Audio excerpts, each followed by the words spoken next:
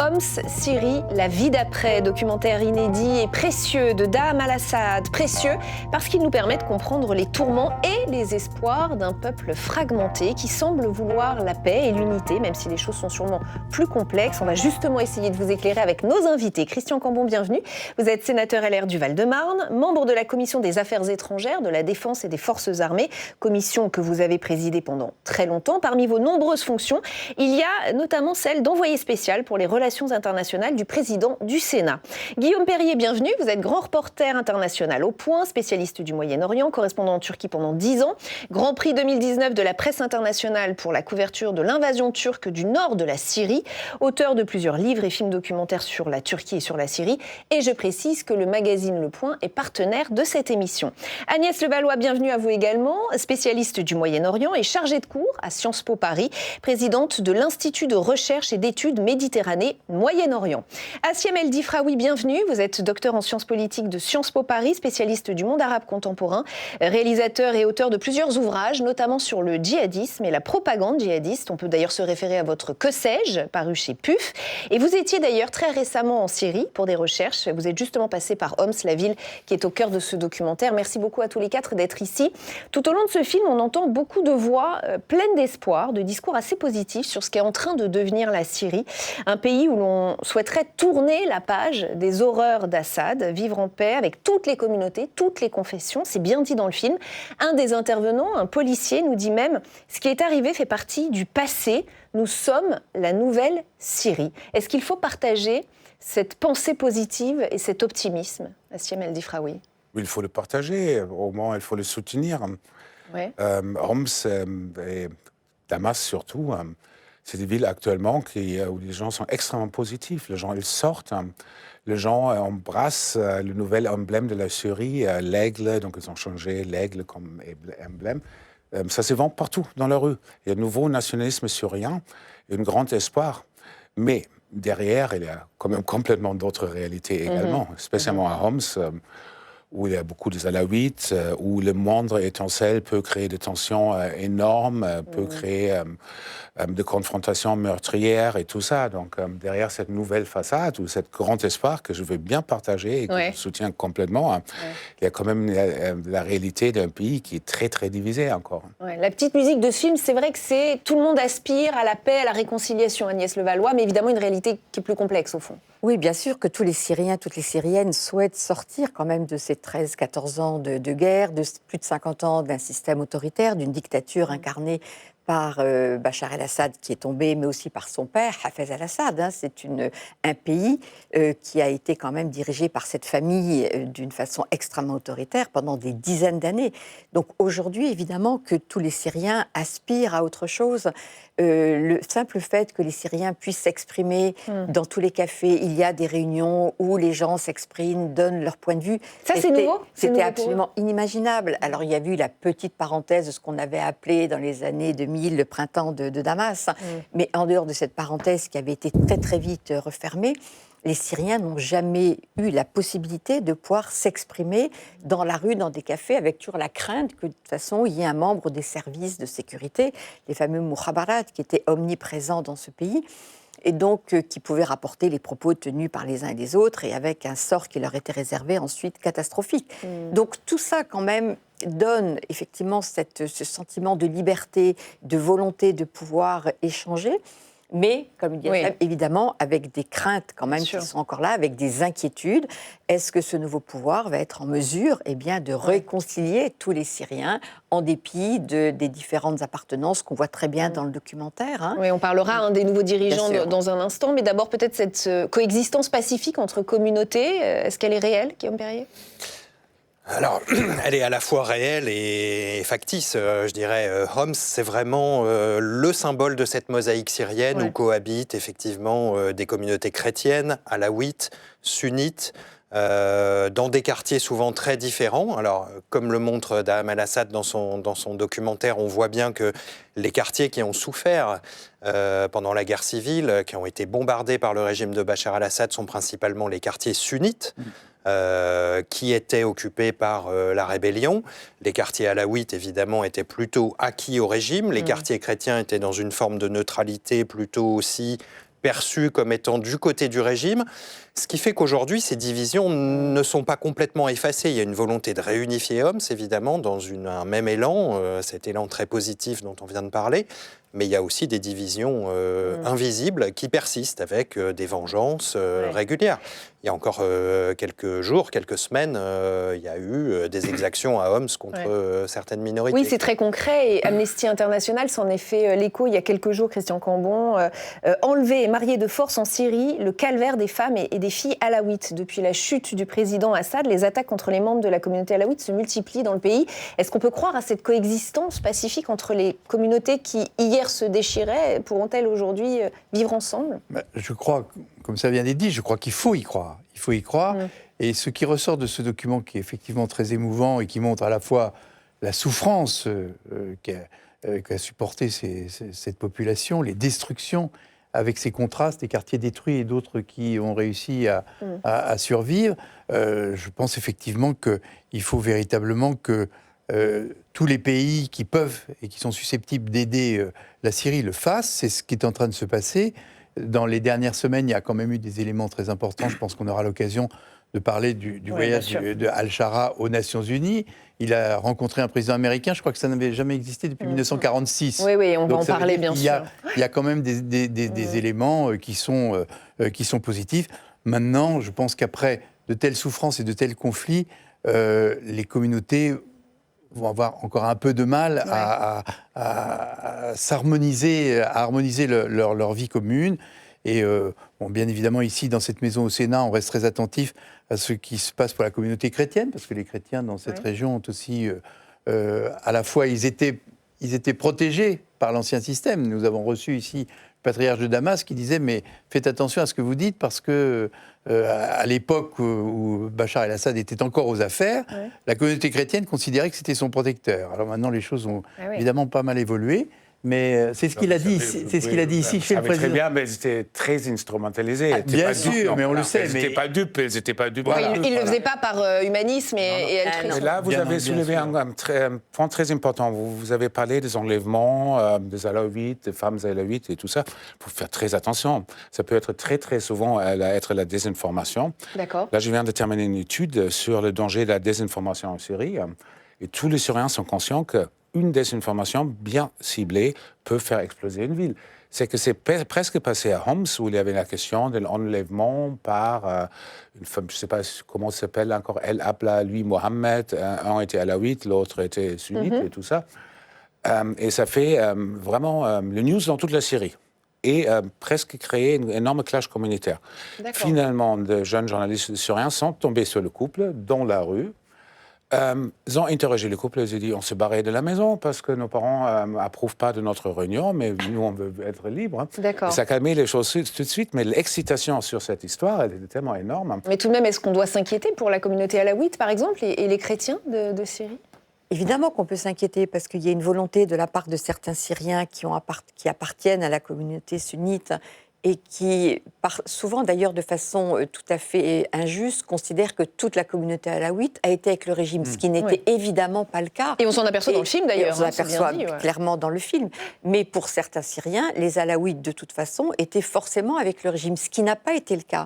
Comme les chrétiens, au nom de toute la désinformation du régime syrien qui se présentait comme les défenseurs des minorités, donc des chrétiens, eh bien, beaucoup de chrétiens sont assimilés comme ayant soutenu le régime Assad, qui, là encore, n'est pas vrai. On est dans une situation qui est beaucoup plus complexe que celle qui peut être perçue par un certain nombre de citoyens en raison de l'histoire aussi qu'ils ont vécue et des drames auxquels ils ont été confrontés.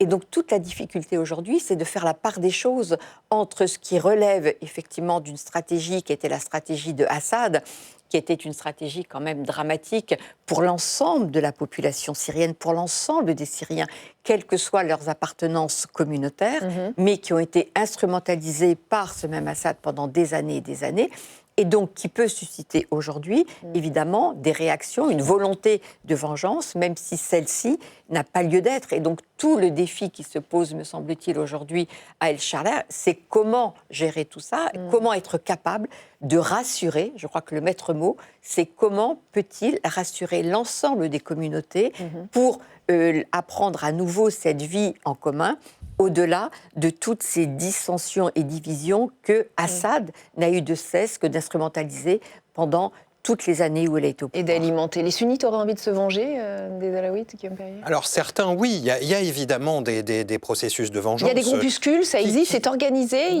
Oui, entre familles, entre clans, c'est pas nécessairement non plus des communautés. Il y a aussi la question du confessionnalisme peut aussi être instrumentalisée dans un but purement crapuleux. Ça, c'est des choses qui arrivent beaucoup dans une situation post-conflit.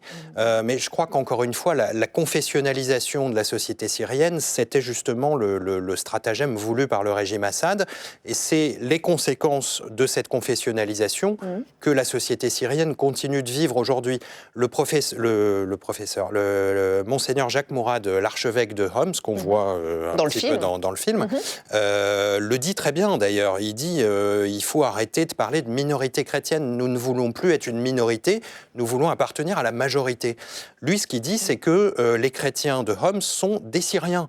Et voilà. On est frappé d'ailleurs par la multiplicité de ces communautés. Ce patchwork syrien, ça a toujours été, c'est historique. C'est le Proche-Orient, oui, bien sûr. Et moi, je voudrais juste raconter une toute petite anecdote. Moi, j'ai habité en Syrie entre 82 et 84, parce que j'étais étudiante à l'Institut français d'études arabes de Damas. Et à l'époque, moi, je n'avais aucune idée de l'appartenance communautaire ou confessionnelle des amis syriens que j'avais. Mais je n'avais aucune idée. C'était une question qui ne se posait absolument pas dans les années 80. Pourtant, c'était juste après le massacre de Hama, lorsque les sunnites se sont soulevés de la troisième grande ville de Syrie et qui a été réprimée par le régime. On n'a jamais su, il y a eu entre 20 000 et 40 000 morts. Mais à l'époque, en Syrie, c'était un sujet qui n'était absolument pas privé, mis sur la finalement, table. c'était intime. Alors on savait parce que on avait la même chose. C'était un sujet tabou. Ça, c'est surtout sûr, ça. C'était des tensions interreligieuses en Syrie. Elles ont toujours existé au XVIIe, au XVIIIe, au XIXe, au XXe siècle. Donc, en effet, dans la bonne société damascène, on évitait les sujets. Alors qu'aujourd'hui, c'est ce qui les définit.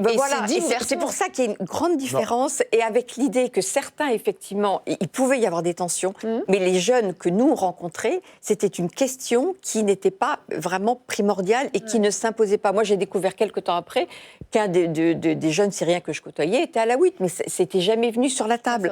Alors, il y avait des prénoms qu'on pouvait reconnaître, mais c'est tout. C'était un peu la même chose au Liban et en Irak. Pendant tout un temps, les communautés vivaient de manière très pacifique. Les chrétiens en Irak étaient une vraie communauté. Au Liban, moi j'ai été au Liban dans les années 70, personne n'était capable de dire si un tel... on savait qu'il y avait un équilibre des pouvoirs.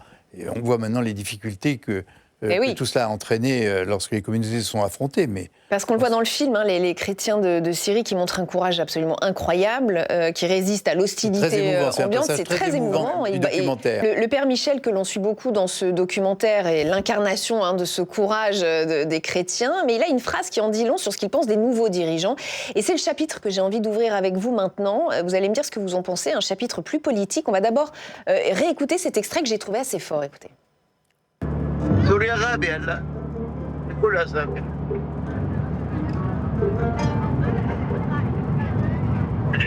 تفائلنا كثير التحرير وهيدي ثورة مو ثورة حتى تعمل أعمال فردية هي تسعد كل يوم في قتيل كل يوم في بيت بس في باللون الواحد سلفية تكفيرية.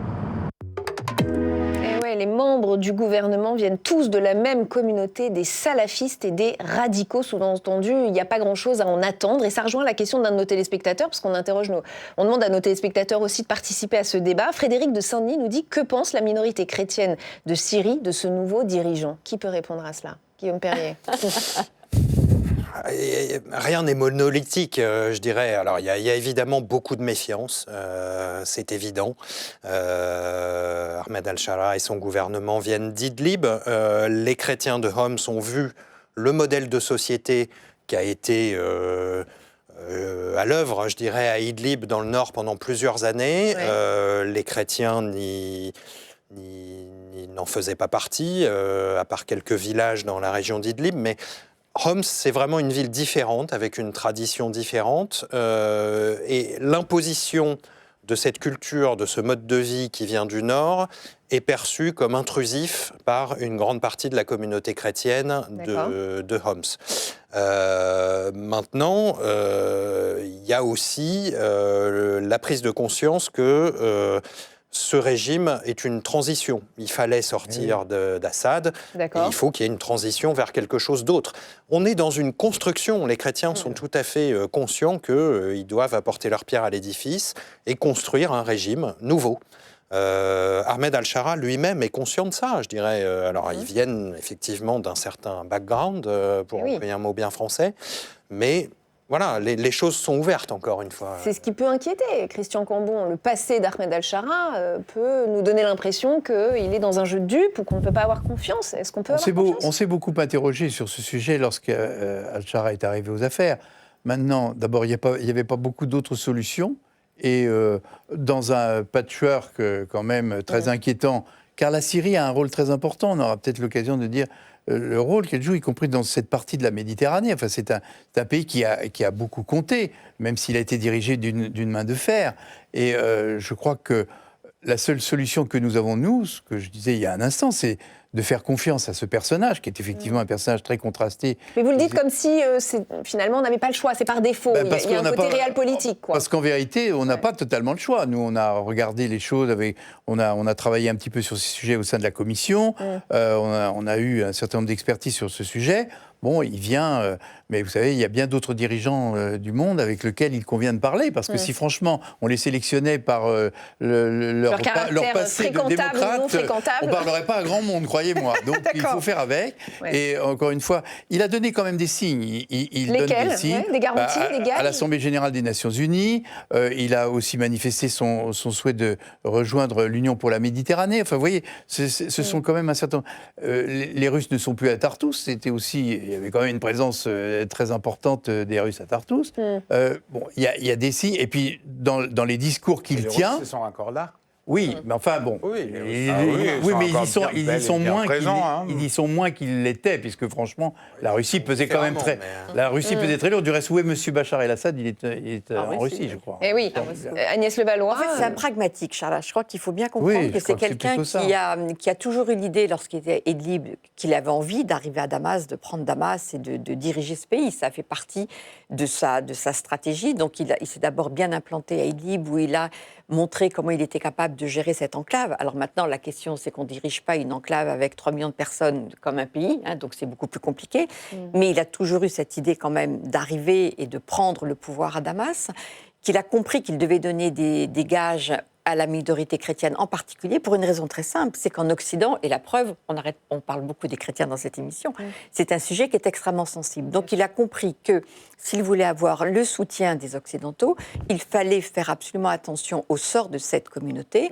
Et je rappelle, lorsqu'il y a eu un attentat organisé par l'État islamique à Damas, peu de temps après sa prise de pouvoir, il a tout de suite déployé des forces importantes et pour faire en sorte que les chrétiens soient rassurés, parce que justement, il a compris que ça, c'était un signe qui était catastrophique pour les Occidentaux, pour obtenir leur soutien, pour lever les sanctions économiques et pour pouvoir faire redémarrer le pays. Donc il est tout à fait au courant, j'allais dire, de l'importance que représente ce sujet et du coup des garanties, dans la mesure du possible, qu'il doit donner.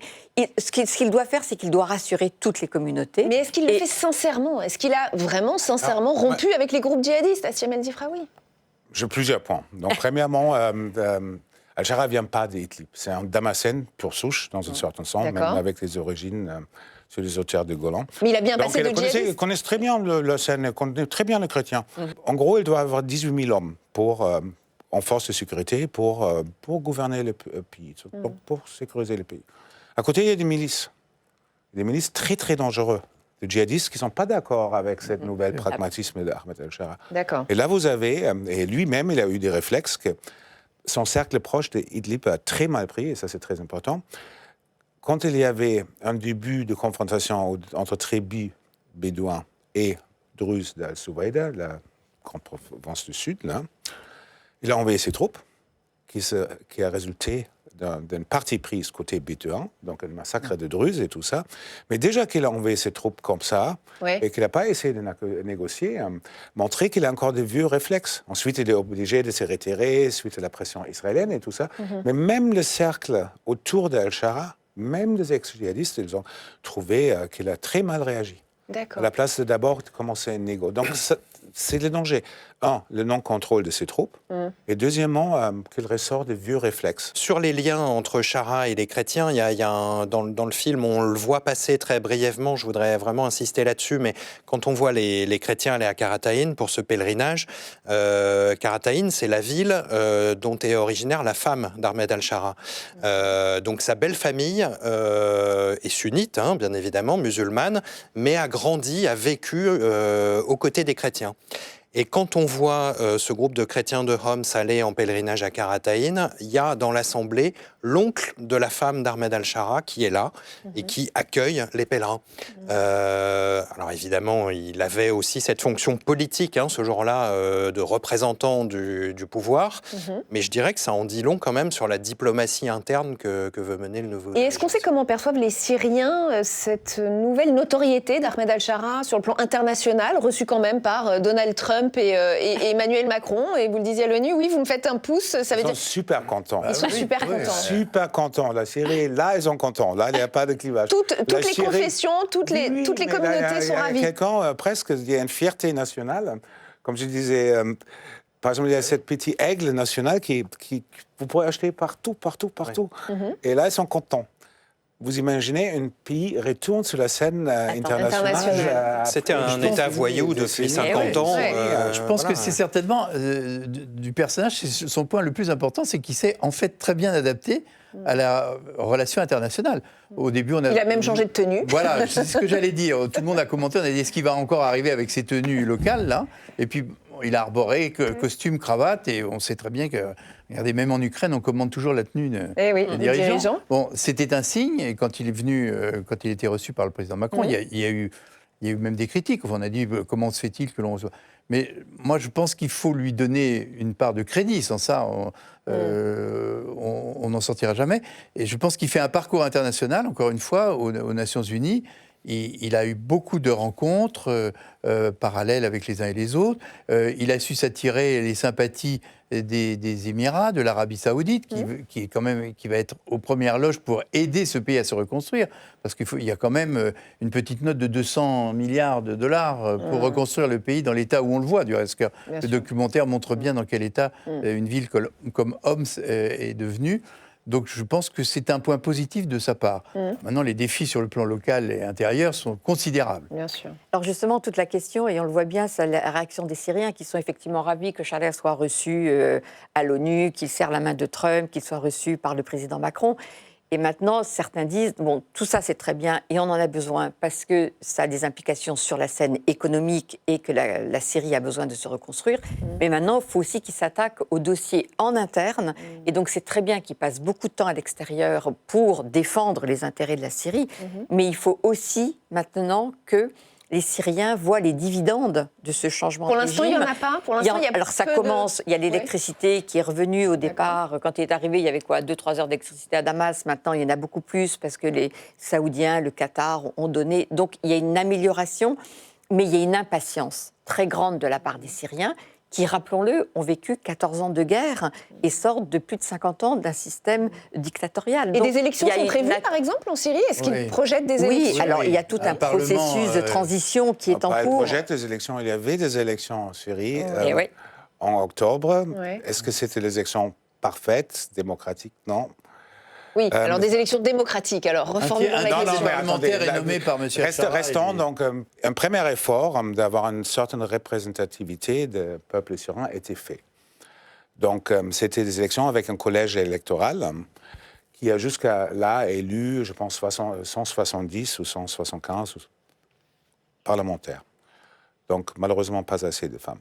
Certaines régions des pays n'ont pas participé à ça, notamment la région autonome kurde et la province du Sud, en Souaïda. Mais généralement, Al-Shara voulait nommer 70, ou il est censé de nommer 70%, qui n'était pas encore complètement fait. Donc aussi pour augmenter le quota de femmes et de certaines minorités. L'Union européenne, qui a observé le processus, a loué ça quand même comme première part important, comme tous les autres observateurs internationaux et beaucoup de Syriens. Donc c'est un effort. Donc, encore une fois, c'est un gouvernement de transition.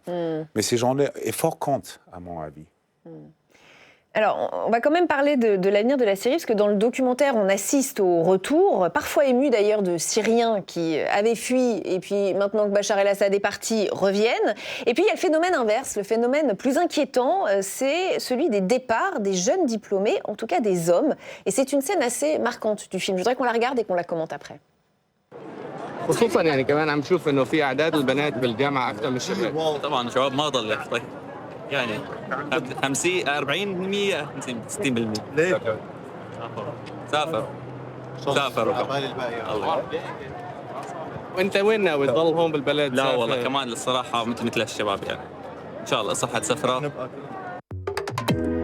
Et voilà, honnêtement, si je trouve l'occasion, je partirai moi aussi. Ça vient un petit peu contredire cet optimisme et cette pensée positive qu'on essaye tous d'avoir pour la Syrie. La fuite des cerveaux, pardon. D'abord, il y a beaucoup de réfugiés, notamment ceux qui sont partis en Turquie. Je rappelle qu'il y a près de 4 millions de réfugiés en Turquie, qui ont été accueillis dans des conditions très humaines. Enfin, nous, on a eu l'occasion d'aller voir comment les choses se passaient.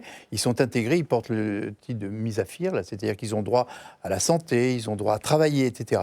Donc finalement, ils ont intégré un pays, la Turquie, qui marche économiquement sensiblement mieux que la Syrie. Et donc, ils vont s'intégrer pour beaucoup, d'après ce que l'on comprend, dans ce pays.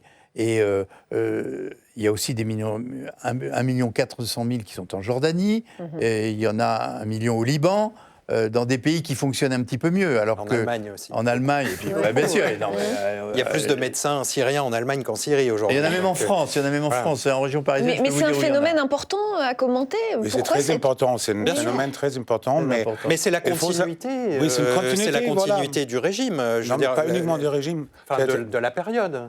Oui, mais enfin, ils n'ont pas confiance en l'avenir s'ils continuent de partir, vous voyez ? Non, ils ont toujours parti. C'est-à-dire, il y a une grande diaspora syrienne qui était cruciale, par exemple, pour le développement des pays du Golfe, comme les Palestiniens étaient, mais cruciale. Il y a des multimillionnaires syriens aux États-Unis et en France. Le père de Chara est parti en Arabie Saoudite, par exemple. Donc voilà, il y avait toujours ça. Ça ne veut pas dire qu'ils n'ont pas attaché à leur pays. C'est peut-être une grande chance.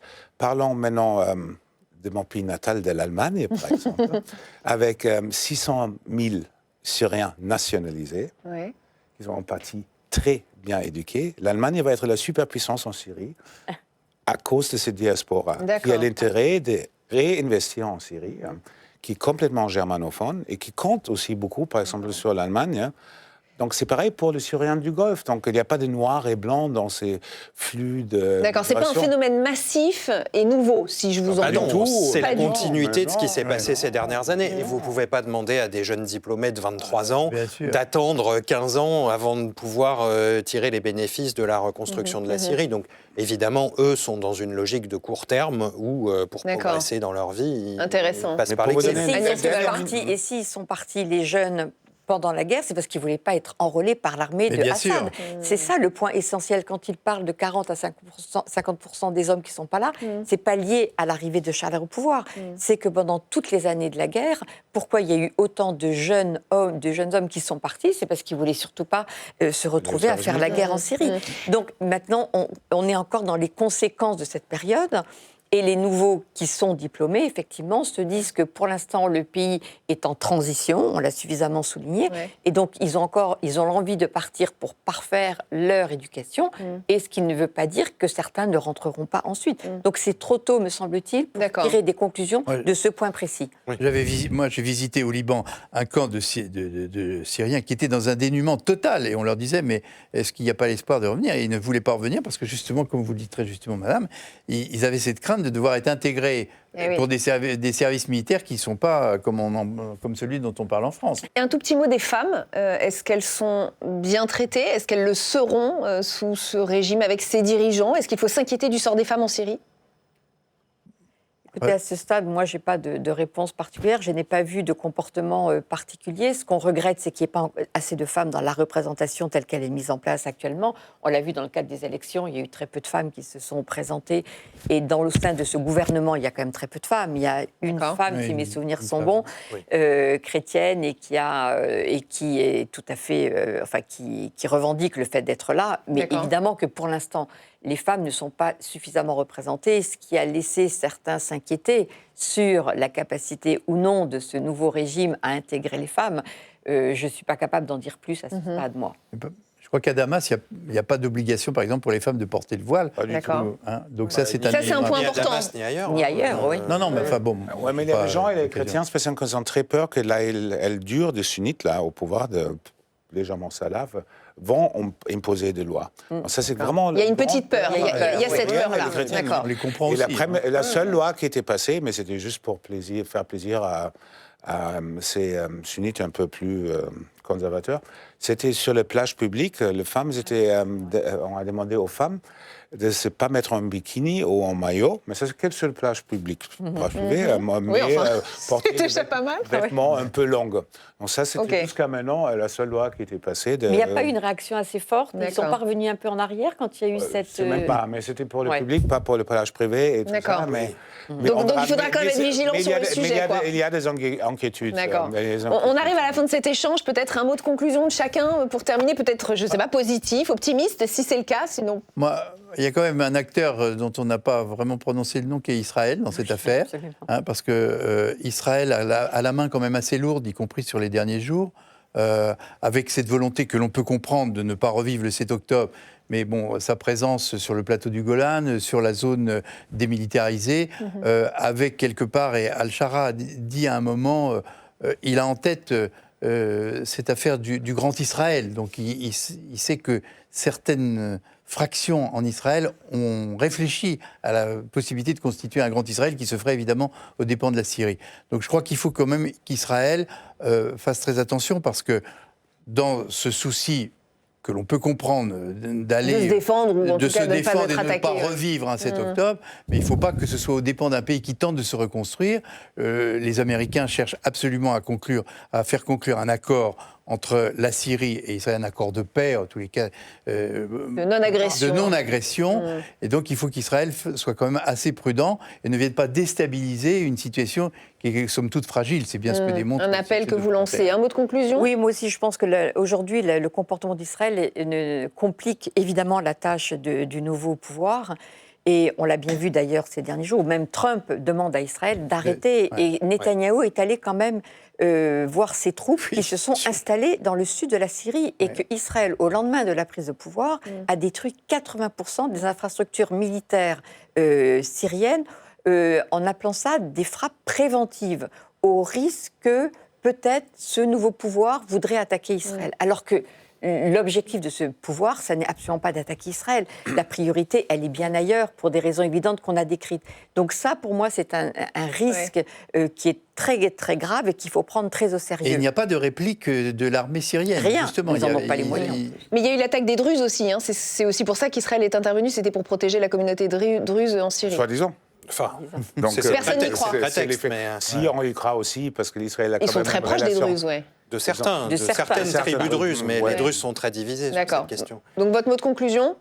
Non, on n'a pas parlé de Daesh, par exemple. Donc on a quand même des forces centrifugales en Syrie, un peu, qui peuvent être très dangereux. Donc Israël joue avec les minorités, donc avec les Alaouites. Israël voudrait bien avoir un Alaouitan, un Druzistan, un Kurdistan, et tout ça pour avoir un voisin faible à long terme, au moins Netanyahou.